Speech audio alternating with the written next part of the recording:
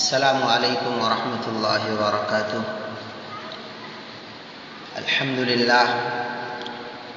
الحمد لله رب العالمين، والصلاة والسلام على سيد المرسلين وعلى آله وأصحابه وأزواجه وذرياته وأهل بيته وبارك وسلم تسليما كثيرا كثيرا. أما بعد، فأعوذ بالله من الشيطان الرجيم. بسم الله الرحمن الرحيم. والفجر وليال عشر والشفع والوتر والليل إذا يسر هل في ذلك قسم لذي حجر. وقال الله تبارك وتعالى في موضع آخر: إن عدة الشهور عند الله 12 شهرا في كتاب الله يوم خلق السماوات والأرض منها 4 حرم ذلك الدين القيم فلا تظلموا فيهن أنفسكم وقاتلوا المشركين كافة كما يقاتلونكم كافة واعلموا أن الله مع المتقين. قال النبي صلى الله عليه وسلم: كان رسول الله صلى الله عليه وسلم يصوم 9 ذي الحجة ويوم عاشوراء و3 أيام من كل شهر. محترم بزرگوں اور عزیز دینی و ایمانی بھائیوں اور دوستوں، الحمدللہ، جیسے کہ یہ ذی الحجہ کا مہینہ ہے اور ذی الحجہ کا مہینہ اس اعتبار سے اپنے اندر بہت سارے فضائل اور بہت ساری اہمیت اس طور پر رکھتا ہے کہ اسی ماہ ذی الحجہ میں حضرت ابراہیم علیہ السلام نے اپنے بیٹے حضرت اسماعیل علیہ السلام کو اللہ تبارک و تعالیٰ کی بارگاہ میں قربان کیا. اللہ تبارک و تعالیٰ نے ان کی اس قربانی کو جانور کے ذریعے سے بدل دیا، لیکن اللہ تبارک و تعالیٰ نے حضرت ابراہیم علیہ السلام کو ان کی اپنی نیتوں کے ساتھ کامیاب قرار دیا ہے. بہرحال میرے عزیز دوستو، ذی الحجہ جو ہمارے سامنے مہینہ ہے، یہ اسلامی سال کا سب سے آخری مہینہ ہے جو ماہ رمضان کے بعد عظمت و فضیلت میں اپنی الگ شان اور اپنے اندر منفرد شناخت رکھتا ہے. اس مہینے کا چاند نظر آتے ہی ہر مسلمان کے دل میں اس عظیم الشان قربانی کی یاد تازہ کر دیتا ہے جو جلیل القدر پیغمبر حضرت ابراہیم اور ان کے خانوادے نے پیش کی، جس کی مثال پیش کرنے سے تاریخ عاجز اور قاصر ہے. ذی الحجہ کا یہ مہینہ ان حرمت والے مہینوں میں سے ایک ہے جس کو اللہ تعالیٰ نے زمین و آسمان کی پیدائش کے وقت سے محترم بنایا، جس کا ذکر قرآن مجید میں اللہ تبارک و تعالیٰ نے یہ بیان فرمایا ہے: ان عدت الشہور عند اللہ 12 شہرا فی کتاب اللہ یوم خلق السماوات والارض منها 4 حرم، کہ بے شک اللہ کے نزدیک مہینوں کی گنتی اللہ کی کتاب میں 12 مہینے لکھی ہے جس دن سے اس نے آسمانوں اور زمین کو پیدا فرمایا تھا. ان میں سے 4 مہینے حرمت والے ہیں. یہی سیدھا دین ہے، لہذا تم ان مہینوں میں از خود جنگ و قتال میں ملوث ہو کر اپنے جانوں پر ظلم نہ کرنا، اور تم تمام مشرکین سے اسی طرح جنگ کیا کرو جس طرح وہ سب کے سب اکٹھے ہو کر تم سے جنگ کرتے ہیں، اور جان لو کہ بے شک اللہ پرہیزگاروں کے ساتھ ہے. اور اللہ تعالیٰ کے ارشاد کے مطابق حرمت والے مہینوں سے مراد 4 مہینے ہیں: ذی القعدہ، ذی الحجہ، محرم اور رجب. یہ 4 مہینے ہیں جو حرمت والے مہینے کہلاتے ہیں. اور اس مہینے کا نام ذی الحجہ اس لیے رکھا گیا کیونکہ اس میں اسلام کا عظیم رکن حج ادا کیا جاتا ہے، اس لیے اس مہینے کا نام ذی الحجہ رکھا گیا. ذی الحجہ کے مہینوں کو اللہ تبارک و تعالیٰ نے ایک عجیب خصوصیت اور فضیلت بخشی ہے، بلکہ اگر غور سے دیکھا جائے تو معلوم ہوگا کہ فضیلت کا یہ سلسلہ رمضان مبارک سے شروع ہو رہا ہے. اللہ تبارک و تعالیٰ نے عبادتوں کے درمیان عجیب و غریب ترتیب رکھی ہے کہ سب سے پہلے رمضان آیا اور اس میں روزے فرض فرما دیے، پھر رمضان مبارک ختم ہونے پر فوراً اگلے دن سے فوراً اگلے دن سے حج کی عبادت کی تمہید شروع ہو گئی، اس لیے کہ حضور اقدس صلی اللہ علیہ وسلم نے ارشاد فرمایا حج کے 3 مہینے ہیں، شوال، ذی قعدہ اور ذی الحجہ۔ اگرچہ حج کے مخصوص ارکان تو ذی الحجہ ہی میں ادا ہوتے ہیں، لیکن حج کے لیے احرام باندھنا شوال سے جائز اور مستحب ہو جاتا ہے۔ لہذا اگر کوئی شخص حج کو جانا چاہے تو اس کے لیے شوال کی پہلی تاریخ سے حج کا احرام باندھ کر نکلنا جائز ہے۔ اس تاریخ سے پہلے حج کا احرام باندھنا جائز نہیں۔ پہلے زمانے میں حج پر جانے کے لیے کافی وقت لگتا تھا اور بعض اوقات 2-2 3-3 مہینے وہاں پہنچنے میں لگ جاتے تھے، اس لیے شوال کا مہینہ آتے ہی لوگ سفر کی تیاری شروع کر دیتے تھے، گویا کہ روزے کی عبادت ختم ہوتے ہی حج کی عبادت شروع ہو گئی، اور حج کی عبادت ذی الحجہ کے پہلے عشرے میں انجام پاتی ہے۔ اس لیے حج کا سب سے بڑا رکن جو وقوف عرفہ ہے 9 ذی الحجہ کو ادا کیا جاتا ہے۔ ان 10 ایام کی اس سے بڑی اور کیا فضیلت ہوگی؟ وہ عبادتیں جو سال بھر کے دوسرے ایام میں انجام نہیں دی جا سکتی، ان کی انجام دہی کے لیے اللہ تعالیٰ نے اسی زمانے کو منتخب فرمایا۔ مثلا حج ایک ایسی عبادت ہے جو ان ایام کے علاوہ دوسرے ایام میں انجام نہیں دی جا سکتی۔ دوسری عبادتوں کا یہ حال ہے کہ انسان فرائض کے علاوہ جب چاہے نفلی عبادت کر سکتا ہے، مثلا نماز 5 وقت کی فرض ہے، لیکن ان کے علاوہ جب چاہے نفلی نماز پڑھنے کی اجازت ہے۔ رمضان میں روزہ فرض ہے، لیکن نفلی روزہ جب چاہے رکھ سکتے ہیں۔ زکوٰۃ سال میں 1 مرتبہ فرض ہے، لیکن نفلی صدقہ جب چاہے ادا کیا جا سکتا ہے۔ ان سے ہٹ کر 2 عبادتیں ایسی ہیں کہ ان کے لیے اللہ تعالیٰ نے وقت مقرر فرما دیا ہے، ان اوقات کے علاوہ دوسرے اوقات میں اگر ان عبادتوں کو کیا جائے گا تو یہ عبادت ہی نہیں شمار ہوگی۔ ان میں سے ایک عبادت حج ہے۔ حج کے ارکان مثلا عرفات میں جا کر ٹھہرنا، مزدلفہ میں رات گزارنا، جمرات کی رمی کرنا وغیرہ، یہ وہ اعمال ہیں کہ اگر انہیں ایام میں انجام دیے جائیں تو عبادت ہے، اور ان کے علاوہ دوسرے دنوں میں اگر کوئی شخص عرفات میں 10 دن ٹھہرے تو یہ کوئی عبادت نہیں۔ سال کے 12 مہینے مینا میں کھڑے رہنا کوئی عبادت نہیں۔ اسی طرح سال کے دوسرے ایام میں کوئی شخص جا کر جمرات پر کنکریاں مارے تو یہ کوئی عبادت نہیں۔ غرض حج جیسی اہم عبادت کے لیے اللہ تعالیٰ نے اسی مہینے کو مقرر فرما دیا کہ اگر بیت اللہ کا حج ان ایام میں انجام دو گے تو عبادت ہوگی اور اس پر ثواب ملے گا، ورنہ نہیں۔ دوسری عبادت قربانی ہے۔ قربانی کے لیے اللہ تعالیٰ نے ذی الحجہ کے 3 دن یعنی 10، 11 اور 12 تاریخ مقرر فرما دی ہے۔ ان ایام کے علاوہ اگر کوئی شخص قربانی کی عبادت کرنا چاہے تو نہیں کر سکتا۔ البتہ اگر کوئی شخص صدقہ کرنا چاہے تو بکرا ذبح کر کے اس کا گوشت صدقہ کر سکتا ہے، مگر یہ قربانی کی عبادت ان 3 دنوں کے سوا کسی اور دن میں انجام نہیں دی جا سکتی۔ الغرض اللہ تبارک و تعالیٰ نے اس مہینے کو یہ امتیاز بخشا ہے، اسی وجہ سے علماء کرام نے احادیث کی روشنی میں یہ لکھا ہے اور بتایا ہے کہ رمضان مبارک کے بعد سب سے زیادہ فضیلت والے ایام ذی الحجہ کے ابتدائی ایام ہیں، ان میں عبادتوں کا ثواب بڑھ جاتا ہے اور اللہ تعالیٰ ان ایام میں اپنی خصوصی رحمتیں نازل فرماتے ہیں۔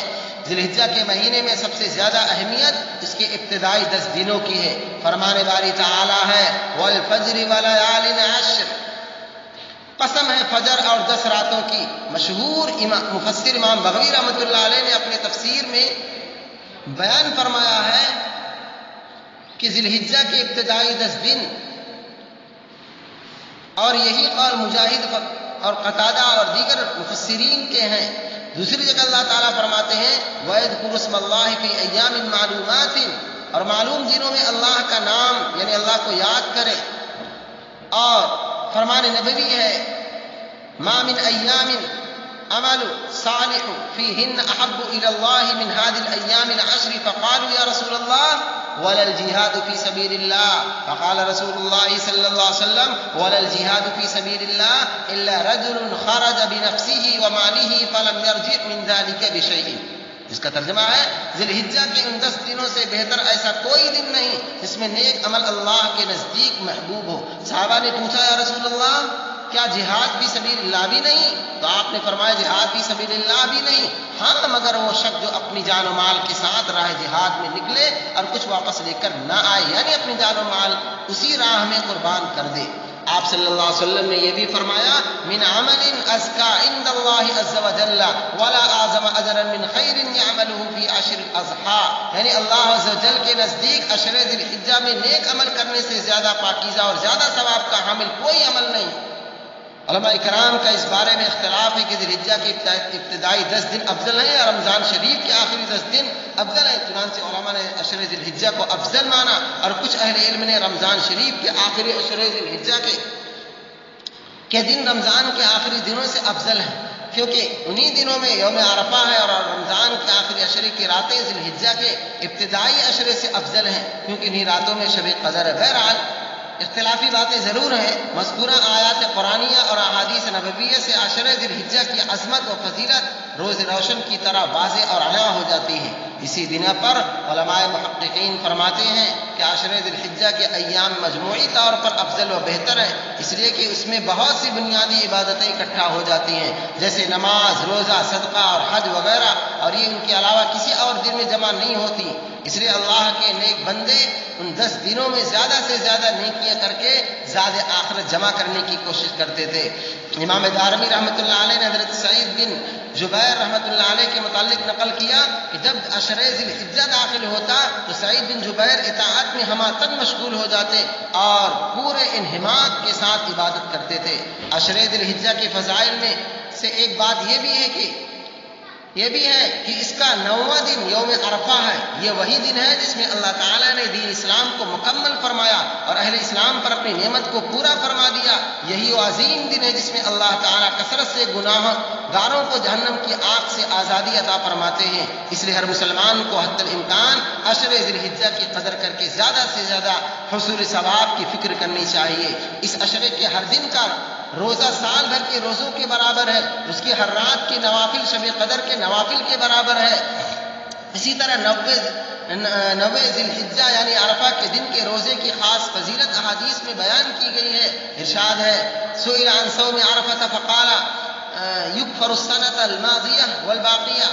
رسول اللہ صلی اللہ علیہ وسلم سے عرفہ یعنی 9 ذی الحجہ کے روزے کے بارے میں پوچھا گیا تو آپ صلی اللہ علیہ وسلم نے فرمایا کہ یہ 1 سال گزشتہ اور 1 سال آئندہ کے صغیرہ گناہوں کا کفارہ کر دیتا ہے. یوم عرفہ کے دن کی عظمت کو بیان کرتے ہوئے آپ صلی اللہ علیہ وسلم نے فرمایا کہ کوئی دن ایسا نہیں جس میں اللہ تعالیٰ عرفہ یعنی 9 ذی الحجہ کے دن سے زیادہ بندوں کو جہنم سے نجات دیتے ہوں، اور اللہ تعالیٰ عرفہ کے دن بندوں کے سب سے قریب ہوتے ہیں. پھر فخر کے طور پر فرشتوں سے فرماتے ہیں کہ یہ بندے کیا چاہتے ہیں.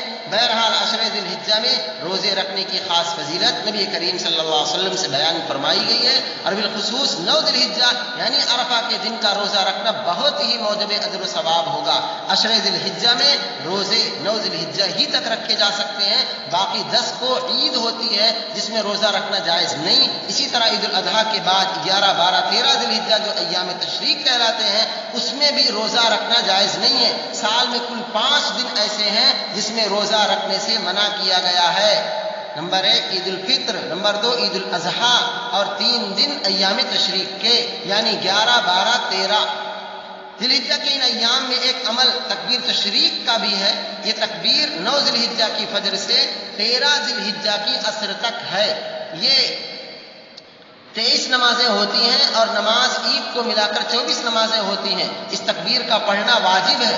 مرد حضرات جماعت کی نماز کی ادائیگی کے بعد ایک مرتبہ فوراً بآواز بلند یہ تکبیر کہیں گے، جبکہ منفرد شخص اور عورتیں اس کو آہستہ پڑھیں گی. تکبیر تشریق پڑھنے کا حکم شہر والوں کے لیے بھی ہے، گاؤں والوں کے لیے بھی ہے، مردوں کے لیے بھی ہے، عورتوں کے لیے بھی ہے، جو قربانی دے رہے ہیں ان کے لیے بھی ہے، جو قربانی نہیں دے رہے ان کے لیے بھی ہے. اگر امام اس تکبیر کو کہنا بھول جائے تو مقتدیوں کو چاہیے کہ بآواز بلند پڑھنا شروع کر دیں. اس سے امام کے لیے یاد دہانی ہو جائے گی. اگر تکبیر کہنا بھول جائیں تو اس کی قضا نہ کی جائے، کیونکہ اس کی قضا مشروع نہیں.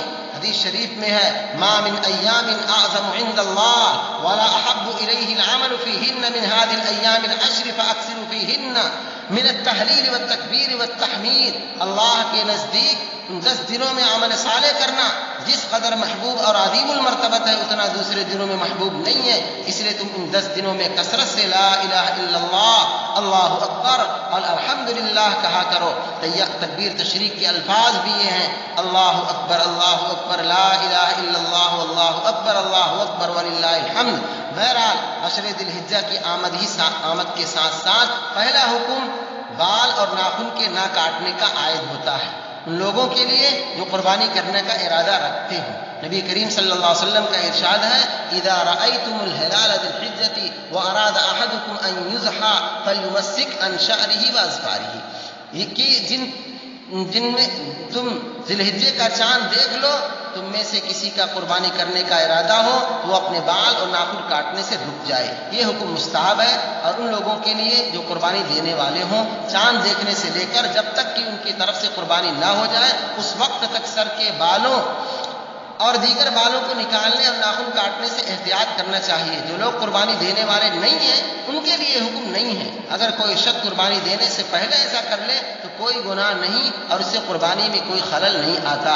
بہرحال ذی الحجہ کی 10ویں تاریخ کو قربانی کا عمل ہے۔ اللہ عز و جل کے یہاں قربانی کے ایام میں قربانی سے زیادہ محبوب اور بہتر عمل کوئی دوسرا عمل نہیں۔ یہ قربانی دراصل حضرت ابراہیم علیہ السلام کے جذبہ فداکاری کی عظیم یادگار ہے۔